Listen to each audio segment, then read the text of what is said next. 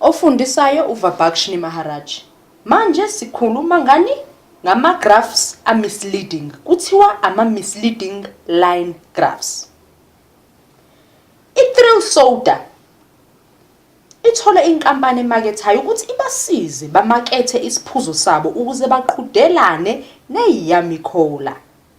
Le nkampani phela iyenzile imisebenzi wayo, yaphuma nemiphumela yokuthi abantu bakhethane phakathi kwe-Thrill Soda noma i-Yummy Soda yabo. Nayo imiphumela siyayibona idwetshiwe ibhaliwe la. Lapha sibona ama-percent abantu abakhethayo. Abantu abangena inkinga ngokuthi iyisiphi isiphuzo abasikhethayo. Siyabona abathanda i-Thrill Soda, siyabona abathanda i-Yummy, nabangena inkinga. Kodwa umbuzo phela uthi i-Thrill Soda ifuna ukuthi abantu bazi ngesiphuzo sabo, baqhudelane nani ne-Yummy Soda. Siyabona ke la ma-percentage abakhethayo i-Yummy Soda bak 80%. Asibheke la enzansi ukuthi kubhalwe kanjalo naba no 76. Hayi, siyabona ukuthi okudwetshiwe manje la kwi-graph kuyafana nokubhaliwe lapha phezulu ngama-percent, akuhluke ngalutho.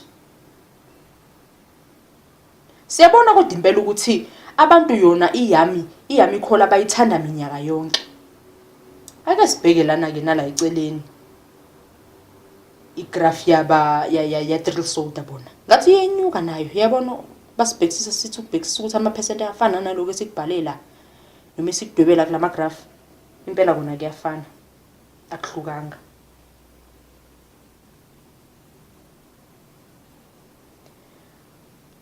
Asithi ukubhekisisa kahle ama graphs ethu ngaphambi kokuthi ke sichaze ukuthi kwenzakalani. Khumbula ukuthi sithe senzani lana, senzani ama-misleading line graphs.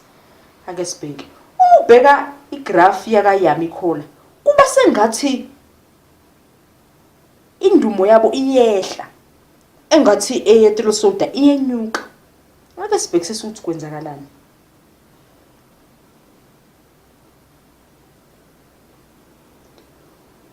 Uma usathi uyabhekisisa kahle, bobabili bayenyuka. Uyambona ukuthi u-Thrill Soda la ko-2007 unyuke kakhulu ukusuka ku-2005.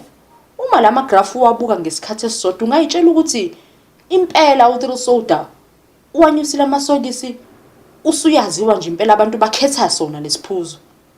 Kanti bubuka la eceleni u-Thrill Soda usebenzisani ama-percent angenzansi, yabo usebenzisa la kwama-y-axis akhe o 10%, 20, 30. Kanti nangiya u-Yummy Cola uqala yena ama-percent akhe le phezulu, usuka le ku-50 wayovala ku-100. Akahambisani nani ne-Thrill Soda. I-Thrill Soda ithatha lapha ku-0 uya ku-30, kanti lapha i-Yummy Soda isuka ku-50 iya le ku-100. Khumbula ama-misleading line graphs.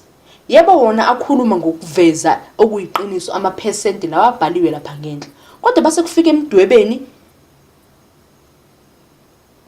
sebedwebe lapha kwama-y-axis sebefaka ama-percent angafani, angakwenza ukuthi udideke. Asehlise la kwi-y-axis yaka-Yummy Cola, siyehlise sisondeze lapha ya njengo-Thrill Soda. Yabona sisuka lapha ngisibe kugcine ku-50 sehla nathi ngo-40 siyofika ku-0, asidwebe futhi. Yabona sizama ukudweba ukuthi isima sabo sibe kanjani. Sizama ukukopela nje lokho kulapha phezulu, siyakwehlisa kodwa manje sikudwebe sesikufanisa nalapha ka-Thrill Soda ama-percent akhona. Siyakudweba.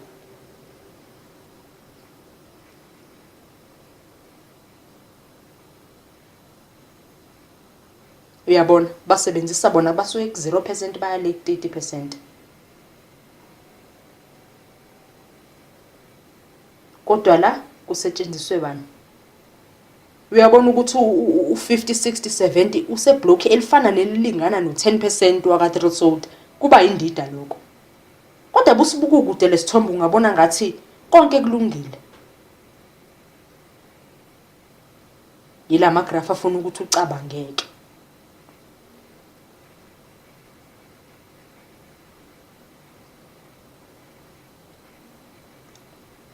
Asibuyele emuva.